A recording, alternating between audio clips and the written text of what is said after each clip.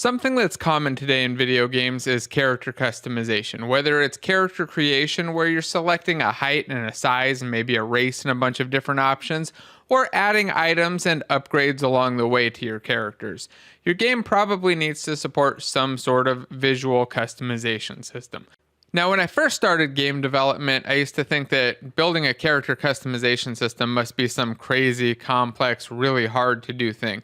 And while there are some really crazy, complex character customization systems and character creation systems out there, most of the time, the majority of what you need to do is actually really simple. And in fact, I can show you how to do almost all of it in a single script. And that's what I'm going to do today. I'm going to run you through a simple character customization script that will allow you to swap out materials and meshes on a character. I'll explain exactly how it all works and how you can extend it out to use it in your own game for your own character customization system or your inventory or whatever it is that you might need it for. And I'll make the code available if you want it at game.courses/custom. Just go check it out there. You can download the code, pull it into your project, and just start using it right away. Well, once I show you how to use it. Also, if you're still watching, don't forget to hit like, subscribe, and share this video if you find it interesting. And if you have questions or comments along the way, things that I'm not covering in here that you'd like to see covered in a follow-up video, I plan on doing some more character customization videos really soon. So if there's something you're interested in, please just drop a comment down below. Let me know so that I can make sure that it's in there. Oh, and also, if you're really into this stuff, make sure that you check out my game architecture course down below where we dive into character customization, inventory systems, and a whole lot more. Before we look into the inspector or check out the code, I want to show an example of what we're going to see so you understand what the code means and what it's all doing. Here I have a pony character set up that I grabbed from the asset store. In the demo that you can download, I'll have a robot that I can actually provide publicly. But here I wanted to use something that had a lot of different interesting options, and I thought a pony seemed like a cool one. Plus, my daughter loves ponies, so it's kind of a perfect fit. And I've got a couple options here. I can adjust the body color by just pressing the right arrow. Go through a bunch of different colors. I can go down and adjust the main color as well. Go down and change the tail color, the eye color, the hat. So I can pop on a unicorn horn, a bike helmet, or a chef hat, or the one that my daughter really requested, the fruit bowl hat. And then I can even change that little mark on the back. There are a couple different options here, different colored hearts, rainbows, stars, and other things. And then we're back to body color. I can hit up and down to go through the different options, and then right and left to change my options. Actually, right now I can only hit right because I didn't hook up left because I wanted to keep the code super simple. So let's dive into it now, see what the code looks like, how this all works, and how you can apply it to your own projects. But first, if you're building a multiplayer game, pay attention because this video is sponsored by Stream. Stream provides a scalable chat API solution that has more than 1 billion users worldwide. With Stream, you can add real-time chat systems into your game with features like moderation, permissions, notifications, and reactions. And because they provide native Unity and Unreal SDKs, it's extremely easy to integrate right into your project. They have servers all over the world, and with their highly scalable, reliable system, you don't ever have to worry about infrastructure or spiking player activity. And Stream is completely free for all indie devs and startups, so I highly recommend you go check out their free Maker account. I'll link that down below, and if you end up using it, let me know in the comments. Let's examine the code. If we go into the scripts folder, you might be surprised to see that there are only 2 files. We have a customizable script that will attach to any character that's customizable, and then I have another customization text that's just showing me the text on the screen so I can make it a little bit flashier and see what things I'm changing out. Let's take a look at the customizable script. I'm going to double click it and open it up in JetBrains Writer, my favorite code editor. By the way, if you want to win a free copy of that, make sure you check out the Game Dev Show every Sunday. All right, let's go through the customizable script and see how this works, and then we'll check out where it's attached and see what it looks like when it's in the inspector, because it's got quite a bit of information there. First, you'll see that it's a mono behavior, so it's just a regular old component that we'll be attaching onto our game object. It has a list of customizations, and if you look down here at the bottom, you see a little preview that there's a customization class that's serializable and has something in it. We'll dive into that in a moment. Below our list of customizations, we have a current customization index. We're using this to keep track of which customization I'm on. Remember when I went up and down, changing the hat or the body or the main. That's keeping track of the index of the customization that I'm changing, because we'll have a list of serialized customizations. Below that, we have a public customization for our current customization that has a public getter and a private setter. We use this for the text. The customization text actually is the only thing that uses it, and it uses it right here in the update method. It looks at the current customization and sets the text value to the display name. Let's go check that out real quick, and then we'll dive back into the customizable code and see a little bit more about how it works. So if we jump over to Unity and I press play, remember that this text is going to show whatever the customization I'm working on now is. And that's because I have this text script on this Text Mesh Pro object right here, the customization text. It references its own text and the customizable. And right now it just finds the first customizable in the world. In your actual game, you might want to assign this to the character that you're customizing or change it, but I wanted to keep it simple and unopinionated. All right, let's jump back over to the customization or the customizable. Let's look at the customizable pony now. The customizable pony has a customizable script on it, and underneath it, it has the character model that I used as the base.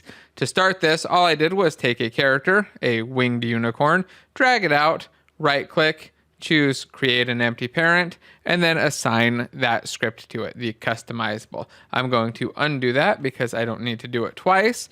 But once you have a customizable on there, you'll now have the option to add customizations. And you can see here, I have quite a few customizations. Let's go take a look at the customization script, see how that's defined so that we can understand what these different sections are. We'll go open up the customizable script, and inside of the customizable script, because the customization class is not a model behavior, it doesn't need to be in its own file. Theoretically, it probably should be, but it doesn't technically matter. There's no actual technical reason why it needs to be in its own file, so I've left it in here. Let's expand it out and see what it's got. So inside of the customization script, you'll see that I have a display name as the first field, which is why it shows up here as the name in the list. So in my customizations, the first field is the one that shows up as the name. So body color matches the display name here of body color. Cutie mark matches cutie mark, which was just the name of the sub mesh down there. And if I change this and add this, make it say like tattoo, if I spell that right, you'll see that it changes the name up there. All right, let's jump back into the customization. We have a display name. You saw that. That's really just for the text and for myself, so I know what it is. We have a list of renderers. We have a list of materials. We have a list of sub-objects. All of these are public, and because they're public and this is a serializable marked class, I've got the serializable attribute at the top, they will show up in the inspector. Below that, I've got two private fields, a material index and a sub-object index. So how does this all work? Let's go take a look at the data, and then we'll take a look at the code one more time, see how things are working and how the swapping is actually happening and how you can do this yourself. So if we jump back over to the inspector, we have our customizable pony, and let's just take a look at this first element here, the cutie mark. It has the display name, it has the list of renderers. Now, right now I'm only using a single renderer, but sometimes with a mesh you might have multiple sub-meshes or multiple parts that are all sharing a single material. If you have multiple parts sharing a material, then you would want to have them all be in this renderers list. Since I only have one for this cutie mark, and let's go click on it and find it. If I go over to my scene view, I should be able to slide right over here, go select this little mark here, and I see I've got my cutie mark that's got the butterfly assigned to it. It's right down here in my pony meshes. In fact, I think if I collapse out my joints here, I can find all of the different parts that I'm actually using. Let's go select the pony again, go click on the mark, and you see it selects this mark here. So what we've done is assign that mark and then associate a set of materials with it. We have one renderer and we have 12 materials. These are all materials that were set up as possible options for this mark. We have cherries, a clover, a heart in blue, in black, a sun, some stars. It's a little bit hard to see the previews here, but when we swap them out there, they show up kind of perfectly. If I go back over here, you see that I have all of those materials assigned, and I have no sub-objects. All right, so what is that? Why does that matter? Why do we use this list of materials in this renderer? Well, let's go take a look at the code. In our code right here on line 56, I have a method called nextMaterial. It increments our material index, checks to see if I go over my number of materials, and if so, resets it back down to 0, and then calls this update renderers method. Let's go take a look at update renderers. Update renderers, another simple method, loops through all of the renderers and just sets the material to the material at that index. So whenever we call nextMaterial, we increment our material index. So we start off at 0. 0 would be this butterfly. We go up to 1. We increment to the first element here, which is going to be cherries. And then we set the material of each one of our renderers to that cherries material. Let's press play, try it out, and see it in action real quick. So I'm on cutie mark. I press right, and you can see that it went to cherries. If I pause and I go over here and select my cutie mark, you'll see that it's now selected to cherries. If I unpause, let's uncheck maximize on play. I'll unpause, and I'm going to leave the cutie mark selected, and watch as I hit right. That material is just changing. Now, there are some optimizations that you can make here when you're setting up this material swap, but I want to keep this as simple as possible and move on to the submesh part, because I think that that's interesting too. Just changing out materials is cool, but we should probably do a little bit more. And actually, before I do that, let's rewind just a second and go take a look at how that right arrow called that method, because I've got the nextMaterial method here, but I didn't show you where it's called from.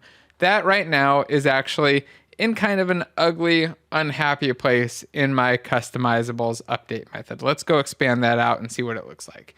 The Customizable update method checks to see if I press the right arrow. If so, then it updates my current customization by calling nextMaterial and nextSubObject. And I said I didn't set up the left arrow yet, just because I didn't want to write out a previous material, previous subobject method and make this class longer.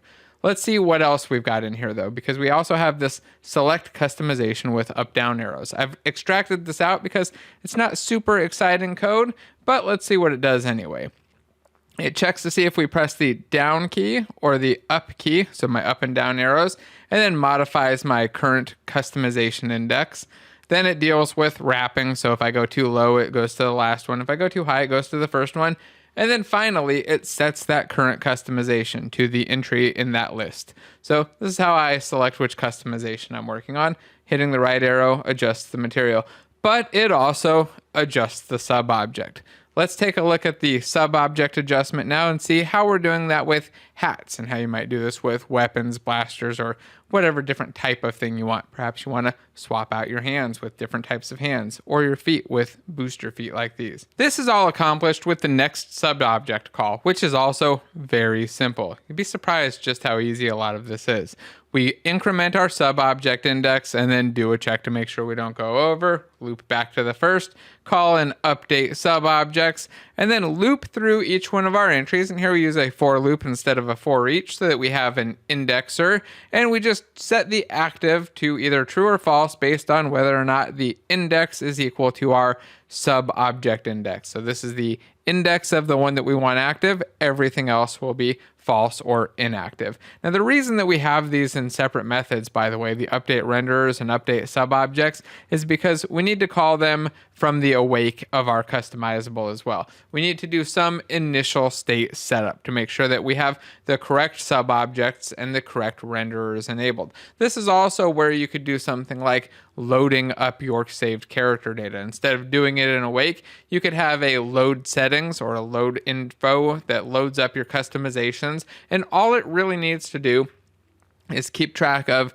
the sub-object index or the material index, or perhaps the name. You just have to decide which one you think is going to apply more or which one's going to change less for your game. If you're going to change the indexes and the order less, or you're going to change the name less. Personally, I prefer to go with the name, saving the name off, but it works really well either way. And that's just because I think that names are a little less likely to change than orders and a lot easier to catch in a change than rearranging or reordering something.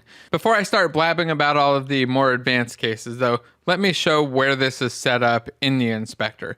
We've got our customizations here, and I've got my cutie mark, my body color, and quite a few other colors. And right at the bottom, The last customization I've added is a hat, and the hat one actually uses the sub object. So I don't have anything in renderers. I don't have anything in materials, though theoretically I might mix and match these, maybe have it so that it applies to all of the sub mesh objects that I have in there, have all of the renders there. But right now, that's not what I'm doing. Instead, what I have is an empty entry at first so that I can have the option of none or no hat on.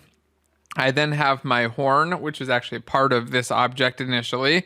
And then I have 3 hats that I've pulled in from an asset pack.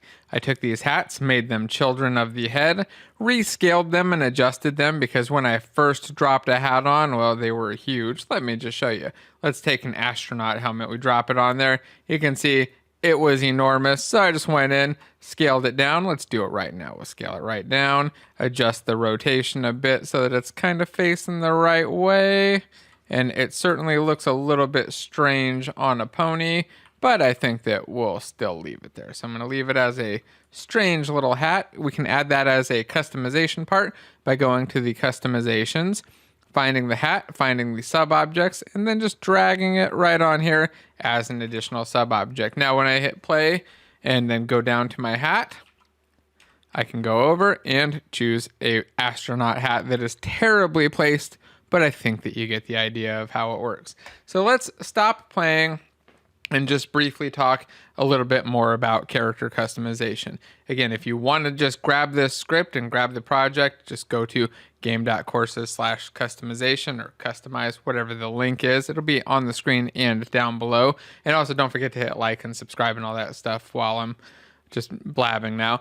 But when it comes to character customization, this is really kind of the core of the stuff that you're going to need. You need to be able to toggle some submeshes, change out materials. You might want to be able to do some material tinting so that you can allow for customization down to an actual color picker level. You might also be in a situation where you have a bunch of different characters and setting the submeshes as children of the object isn't necessarily an easy option. I've got one pony here and one robot that my thing apply to, so having everything as a child makes a lot of sense. But if you have a scenario where you've got 10 character models and 100 different weapons, then your system is going to look a little bit different, but not a whole lot. You can maybe spawn a thing and drop it into a place. It's going to be very similar, but I think a lot of the stuff ends up being not too different. And again, when it comes to saving, I would recommend that you serialize off your data, serialize off the customization state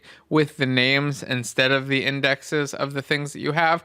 Or perhaps if you've got a full-on inventory system, just have your inventory system be saved and serialized and have that be swapping and changing out the visuals so that your customization system doesn't need to do that at all. Depends really, again, on your game. Anyway, if this was interesting and helpful, please like, subscribe, share, and everything else.